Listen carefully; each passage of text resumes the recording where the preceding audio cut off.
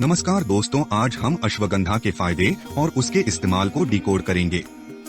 अश्वगंधा एक प्रकार की जड़ी बूटी है जो इंडिया, पाकिस्तान, श्रीलंका और बांग्लादेश जैसे देशों में पाई जाती है। मैं आपको इसके 6 बेनिफिट बताऊंगा।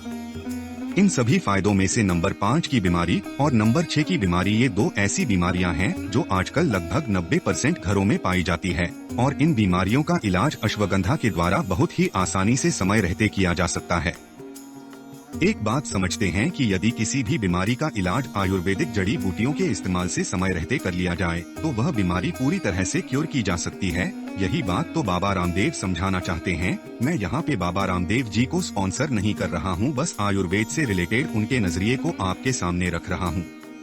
अगर आपने मेरी लास्ट वीडियो देखी है जो कि मनुष्य को वरदान में दिए गए 3 फलों के बारे में थी, उसमें भी मैंने बताया था कि अगर हम ईश्वर के दिए हुए इस वरदान को उपयोग नहीं करते हैं तो यह हमारी सबसे बड़ी भूल होगी, जिसका खामियाजा हमें और हमारे परिवार को होगा।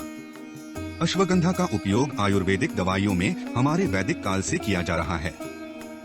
अश्वगंधा का नाम संस्कृत में अश्व और गंधा से मिला है, जिसका अर्थ है घोड़े जैसी सुगंध वाली जड़ी बूटी। अथर्ववेद में अश्वगंधा का वर्णन मिलता है और इसमें इसके कई गुणों के बारे में बताया गया है। अथर्ववेद के अनुसार अश्वगंधा से शरीर को होने वाली बीमारियों से बचाया जा सकता है। अश्वगंधा में शरीर के कमी को बैलेंस करने वाले तत्व पाए जाते हैं, इसलिए अगर हम इसका सेवन करते हैं तो हम अपनी नेचुरल पावर को बढ़ा सकते हैं। ऋग्वेद में भी अश्वगंधा के बारे में बहुत कुछ लिखा हुआ है। इसके अंदर इसको एनर्जी और शारीरिक एवं मानसिक बल देने वाली जड़ी बूटी बताया गया है। ऋग्वेद में अश्वगंधा को बाल्य और वाजीकरण औषधि के रूप में भी जाना जाता है, जिससे शरीर की एनर्जी और स्टेमिना बढ़ाने में मदद मिलती है। आयुर्वेदा के ग्रंथों में भी अश्वगंधा के फायदे के बारे में बताया गया है। चरक संहिता और सुश्रुता संहिता में अश्वगंधा को एक प्रकार का रसायन और रिजुविनेटिंग टॉनिक बताया गया है, जिसका सेवन करने से शरीर को कई तरह की बीमारियों से बचाव मिलता है। ये मार्केट में चूर्ण, टेबलेट, कैप्सूल और काढ़े के रूप में आसानी से मिल जाती है। यह एक प्रकार की अडाप्टोगेनिक जड़ी बूटी है, जिससे शरीर को अंदर से बैलेंस करने में मदद मिलती है और इसका उपयोग स्वस्थ और रोग मुक्त जीवन जीने में मदद करता है। चलिए अब बात करते हैं अश्वगंधा के फायदों के बारे में। मैं आपको इसके 6 बेनिफिट बताऊंगा, जैसा कि मैंने पहले ही बताया था। इन सभी फायदों में से नंबर 5 की बीमारी और नंबर 6 की बीमारी, ये दो ऐसी बीमारियां हैं जो आजकल लगभग 90% यह उससे भी ज्यादा घरों में पाई जाती है और इन बीमारियों का इलाज अश्वगंधा से किया जा सकता है। अश्वगंधा का पहला काम है स्ट्रेस कम करना। अश्वगंधा के सेवन से कोर्टिसोल का लेवल कम हो जाता है, जो शरीर को बैलेंस करता है और हमारा स्ट्रेस लेवल कम हो जाता है। अश्वगंधा का दूसरा काम है स्टेमिना बढ़ाना। अश्वगंधा का सेवन करने से शरीर में एनर्जी का लेवल बढ़ जाता है और यह शरीर का स्टेमिना बढ़ाती है। यह एक प्रकार का टॉनिक है जो हमारी बॉडी के लिए बहुत फायदेमंद होता है। अश्वगंधा का तीसरा काम है इम्यूनिटी सिस्टम को स्वस्थ रखना। अश्वगंधा में एंटीऑक्सीडेंट्स की मात्रा बहुत अधिक होती है, जो शरीर के रोग प्रतिरोधक क्षमता को बढ़ने में मदद करती है।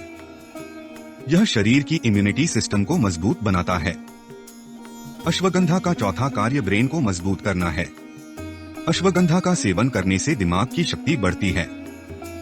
यह एक प्रकार की ब्रेन टॉनिक है जो दिमाग को मजबूत बनाता है और दिमाग की शक्ति को बढ़ाता है।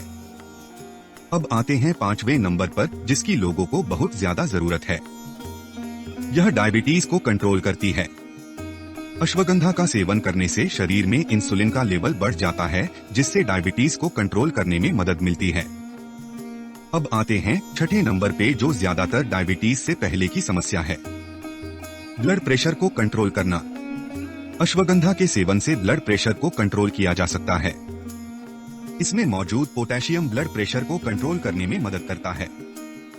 वैसे तो इसके बहुत सारे फायदे हैं, पर ये कुछ प्रमुख थे। अब आते हैं अश्वगंधा का इस्तेमाल किस प्रकार करें कि ये हमें ज्यादा से ज्यादा फायदा दे।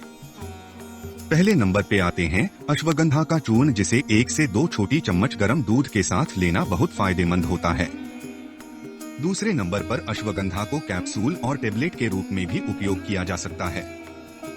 इसके इस्तेमाल से शरीर का एनर्जी लेवल बढ़ता है और यह शरीर का स्टेमिना भी बढ़ाती है। अश्वगंधा को चाय के रूप में भी उपयोग में लाया जा सकता है। स्वाद के अनुसार इसमें शहद या नींबू मिक्स किया जा सकता है। शहद के साथ लेना बहुत फायदेमंद होता है। इससे अश्वगंधा के फायदे और अधिक बढ़ जाते हैं। अश्वगंधा लेने के बाद योग और प्राणायाम से इसके फायदे और भी अधिक हो जाते हैं। अभी तक की वीडियो में हमने इसके फायदे और इस्तेमाल को जाना। अब हम इसके कुछ साइड इफेक्ट को भी जानते हैं। वैसे तो साइड इफेक्ट कुछ ज्यादा नहीं है, पर फिर भी जानना जरूरी है। ये साइड इफेक्ट ज्यादा मात्रा में लेने से हो सकते हैं। अश्वगंधा की ज्यादा मात्रा लेने से पेट में दर्द, थकान, नींद आना और कुछ लोगों को इससे एलर्जी भी हो सकती है। अश्वगंधा का इस्तेमाल गर्भवती महिलाओं को और छोटे बच्चों को नहीं करवाना चाहिए। अगर आप इसका इस्तेमाल करना चाहते हैं तो एक बार डॉक्टर की सलाह जरूर लें, क्योंकि डॉक्टर आपके शरीर के अनुसार उचित मात्रा आपके लिए निर्धारित करते हैं, जिससे आपको बिना किसी नुकसान के इससे से ज्यादा फायदे मिल सके। इस वीडियो में अश्वगंधा के बारे में इतना ही। मिलते हैं अपनी अगली वीडियो में, जहां हम हमारी पूजनीय और गुणों से भरपूर तुलसी के फायदे और उसके इस्तेमाल को डिकोड करेंगे।